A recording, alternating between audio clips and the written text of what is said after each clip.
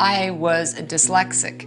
Every time I came home from school with another D stamped on a test and feeling defeated, my mom would say, "Oh, you have to buck up, Erin. You know, where's your stick-to-itiveness?" And that struck a chord. Even today, when I hit that wall, I hear my mother. Stick-to-itiveness. It's that persistence. It's that obligation. It's that stubbornness. And you can rise and you can do it.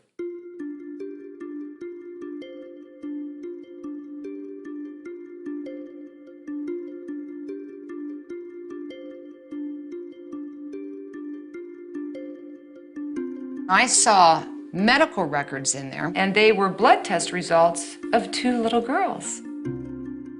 All these autoimmune problems. I couldn't even pronounce some of them. I may not have been the brightest tech in the box, but I certainly knew that the autoimmune system was something that would be very vital to how we survive in life, and if it's impaired, what could it lead to?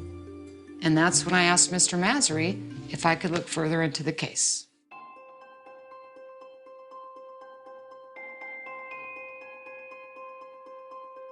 Roberta shared stories with me about other neighbors.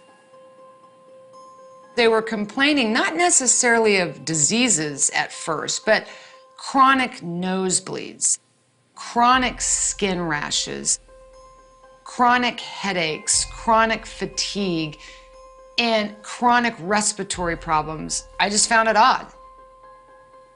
And that's when I really began to start digging.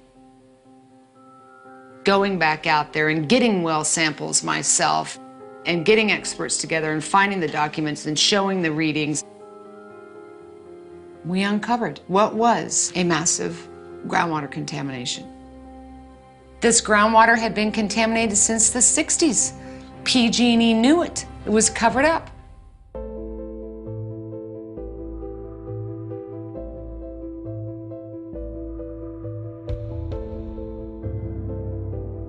It was a long process. There was moments where every single one of us felt defeated, and maybe we're in over our heads. And everybody said, "This is PG&E. You can't take on this company." I'll never forget the day Ed Masri called me into his office, and Ed said, "You know, I think we're gonna have to give it up." I said, "Are you kidding me? We're sitting in this library of all of these law books that became these laws. How is it you think that came to be, Ed?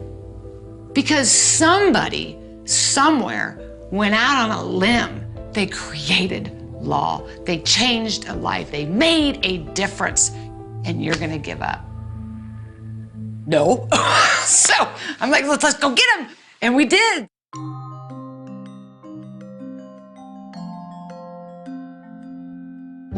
I was overjoyed. Money wasn't going to give these people back their lost lives, their lost spouses or children. I don't know that you ever had to give them a dime. The victory was they were heard. The victory was that they hoped something could change in the future.